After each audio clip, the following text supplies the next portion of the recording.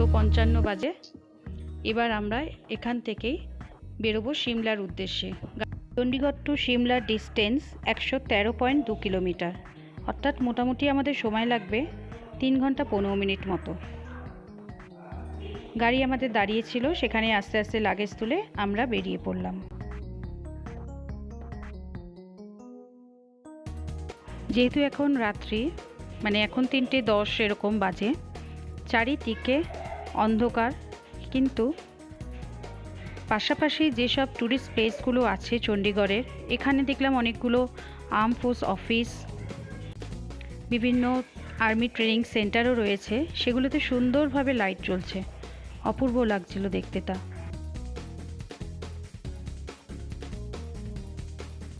রাস্তায় যেতে যেতে গাড়িতে তেল ভরা হলো।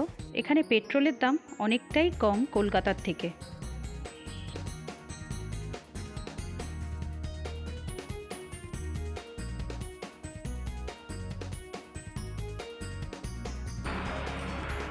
এখন টি ব্রেক নিচ্ছি আমরা, মর্নিং টি।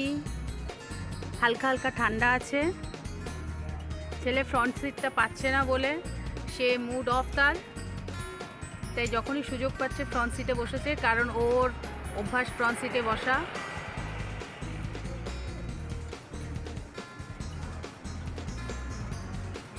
পুরোপুরি সানরাইজ হয়ে গেছে। ঘড়িতে বাজে এখন, দেখতে পাচ্ছেন, 5:30।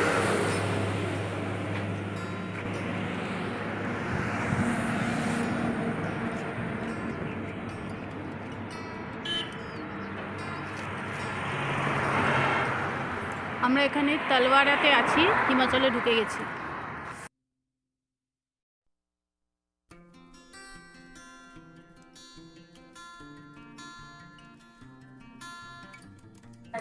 Shimla special, Shimla mirch. Not Shimla mirch. This is Hari mirch.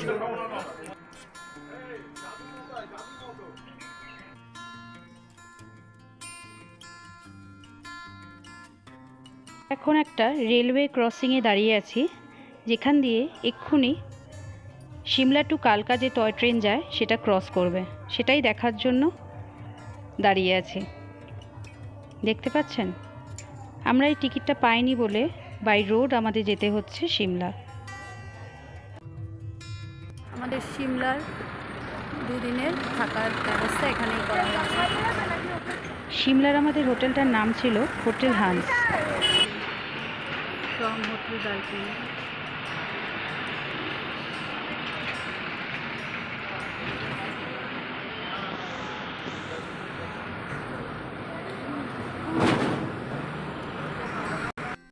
Hotel হান্সের আমরা কোন রুমে ছিলাম সেই রুমটা আপনাদের সঙ্গে শেয়ার করি। এটি একটি ট্রিপল বেডরুম, কারণ আমাদের সঙ্গে আমার দিদিও ছিল, তাই এক্সট্রা বেড দরকার ছিল, তাই আমরা ট্রিপল বেডরুমই বুক করেছিলাম।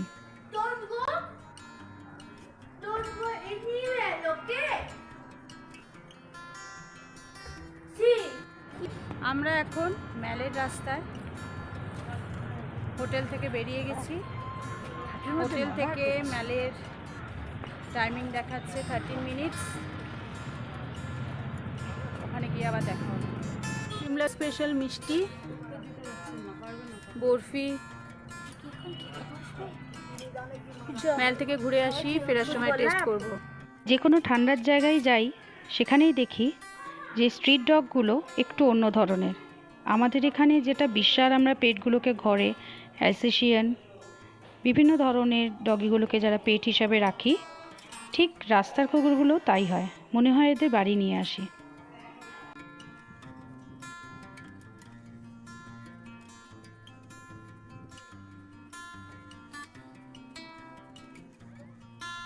রোড আর কিছু দূর, আমরা এই রাস্তা দিয়ে এখন এগোবো। এখানে ফটো সেশন চলছে। ওই যে দূরে পাহাড় দেখা যাচ্ছে, ভালোভাবে দেখুন। আর এই স্লোপটা দিয়ে আমরা উঠেছি, যেটা উঠতে খুব কষ্ট হয়েছে। তাই মাইন্ড ইউ যখন নেমখানা আসবেন মল রোড, জীবনে পেছনের রাস্তা দিয়ে না, সবসময় সোজা রাস্তা দিয়ে আসতে হবে। মেলের খুব কাছে আমরা চলে এসেছি। রাস্তাটা ছেলে যেটা বলল সত্যি ভীষণ স্ল্যান্টিং ছিল, তাই একটু আসতে কষ্টই হচ্ছিল। আর মা ছিল যেহেতু, মারও খুব কষ্ট হচ্ছিল, তাই আমরা রেস্ট নিয়েই আস্তে আস্তে মেলের দিকে এগোলাম। আমরা একটু ধীরে ধীরে বিশ্রাম নিয়েই মেলের দিকে এগোচ্ছিলাম। এসে খুব ক্লান্ত, কারণ স্লোপি রাস্তা। সিমলার মল রোডটি ভারতের হিমাচল প্রদেশের রাজধানী শহর সিমলার প্রধান আড্ডাস্থল এবং একটি শপিং সেন্টার। ব্রিটিশ ঔপনিবেশিকের শাসনকালে এটি নির্মিত। বর্তমানে এই মল রোডেই মিউনিসিপ্যাল কর্পোরেশনের অফিস, ফায়ার সার্ভিস, পুলিশের সদর দপ্তরের অফিস অবস্থিত। এটা সিমলা মেলের আর্মি ট্রেনিং কমান্ড অফিস।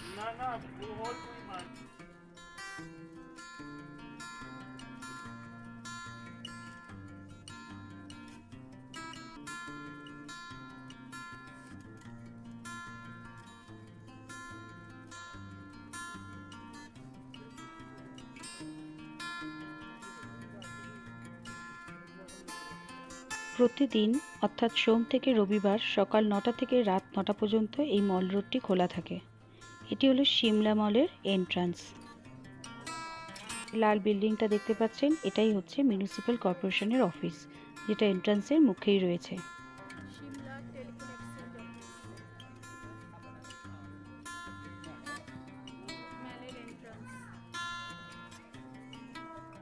শহরের কেন্দ্রস্থলে অবস্থিত এই মল রোডটি সব বয়সের পর্যটকদের জন্য বিনোদনের একটি প্রধান কেন্দ্র।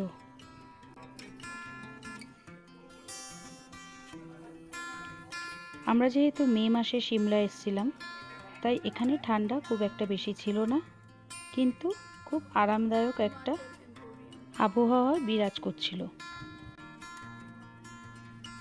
এটা একটা গভর্নমেন্ট এম্পোরিয়াম। এখানকার ট্র্যাডিশনাল বিভিন্ন জামা কাপড় এবং জুয়েলারি সবই বিক্রি হচ্ছিল।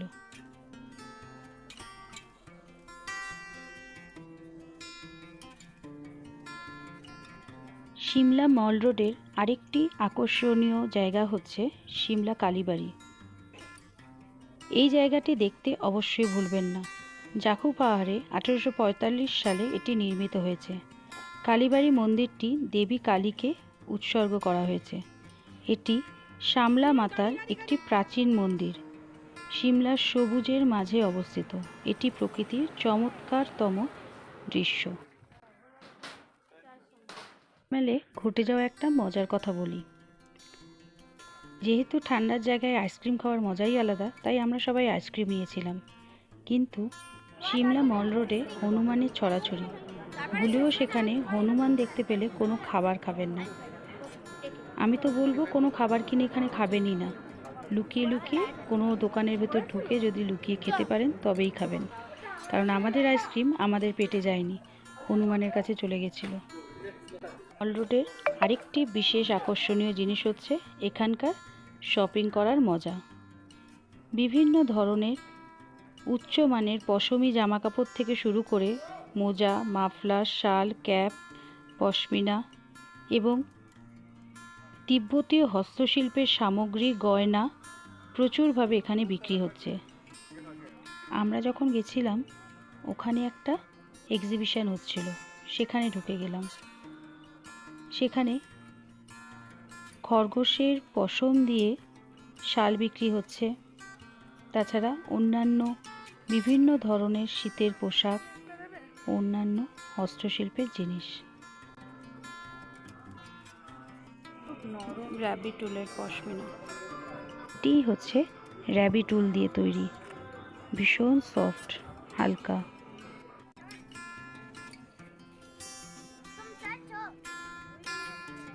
জয় হনুমান জি।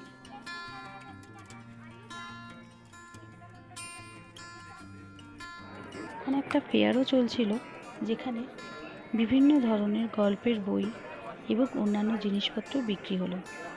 সেখান থেকে আমার ছেলে আদিয়া পছন্দ করে বই কিনে নিল। আর বিভিন্ন ধরনের আইটেমের ঘর সাজানোর, রান্নাঘরের এবং বিভিন্ন ধরনের জিনিস সামগ্রী এখানে বিক্রি হচ্ছিল, সঙ্গে খাবার দাবারও।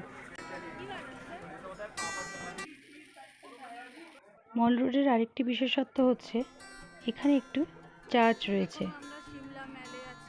দেখতে পাচ্ছেন দূরে। ভালো লাগছে, অপূর্ব সুন্দর। এটা হচ্ছে ম্যালের চার্চ, এটাই যাব আমরা।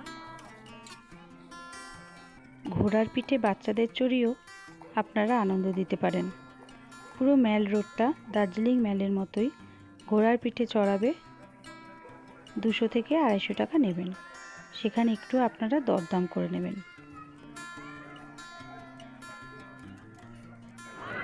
এবার আমি আর ছেলে চলে গেলাম চার্চের দিকে।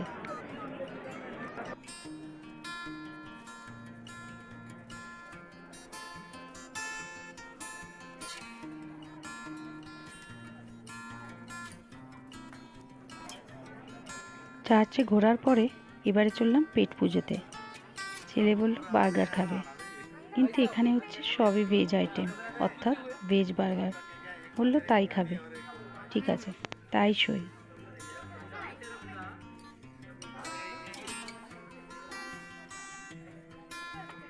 জয় শ্রীরাম।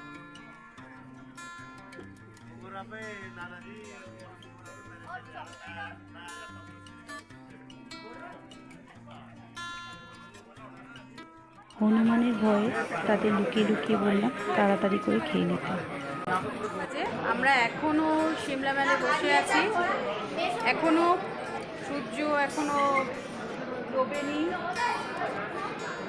চারদিকে আলোয় আলোকিত হয়ে আছে, তবে হালকা হালকা ঠান্ডা আছে। প্রচণ্ড ঠান্ডা বলবো না, হালকা সোয়েটার পরলেই হয়ে যাবে। খুবই ভালো লাগছে। আমি, দিদি, মা, আরেক দিদি, ছেলে সবাই বসে এখন রেস্ট নিচ্ছি। প্রচুর ঘুরেছি। দেখতে পাচ্ছেন ওদের উৎপাত। ওই তো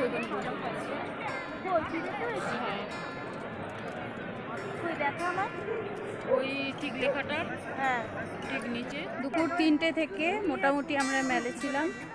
এখন ঘড়িতে 7:40 বাজে, এখনও আলো আছে হালকা। এবার আমরা হোটেলের দিকে এগোচ্ছি। মা হাঁটতে পারছে না বলে আমরা লিফটে নামবো, তার জন্য ম্যাল থেকে নিচের দিকে 10 মিনিট মতো হেঁটে যেতে হবে। এখানে কোনো গাড়ি আসে না, তাই আস্তে আস্তেই নামছি।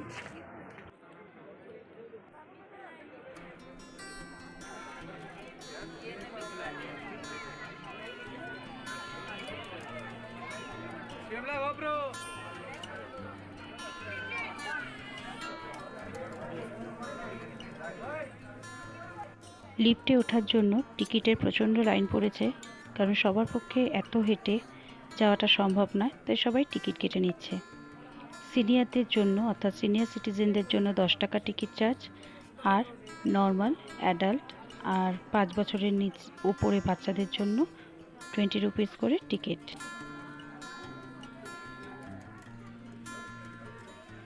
টিকিট কাটা আমাদের হয়ে গেছে। এবার আমরা লিফটের দিকে এগোলাম। প্রথম লিফট থেকে নেমে আমরা দেখলাম আরেকটা লিফটের লাইন পড়েছে, যেটাতে করে আরও নিচে লিফটে নামতে হবে। তাই আমরা সেকেন্ড লিফটের লাইনে গিয়ে দাঁড়িয়ে পড়লাম। উপর থেকে নিচের শহরটার ভিউ এত সুন্দর লাগছিল যে কিছুটা ওইটা উপভোগ করলাম। এবারে আমরা সেকেন্ড লিফটে উঠলাম। সেকেন্ড লিফট থেকে নেমে এবারে আমরা চলে গেলাম ট্যাক্সি স্ট্যান্ডে। বাইরেই ছিল প্রাইভেট ট্যাক্সি স্ট্যান্ড, যেখান থেকে গাড়ি বুক করে আপনারা যেখানে যেতে চান বা হোটেলে যেতে চান চলে যাবেন। আমাদের এখান থেকে হোটেলের ডিস্টেন্স 1.5 কিলোমিটার ছিল, অর্থাৎ 1.5 কিলোমিটার, কিন্তু তবু তার জন্য ওরা চার্জ করলো 400 রুপিস। ট্যাক্সি বুক করে এগিয়ে গেলাম। চলে আসবো পরের ভিডিও নিয়ে, সঙ্গে থাকুন। আমার সঙ্গে হিমাচলে ঘুরুন। চ্যানেলটি সাবস্ক্রাইব করুন। নমস্কার।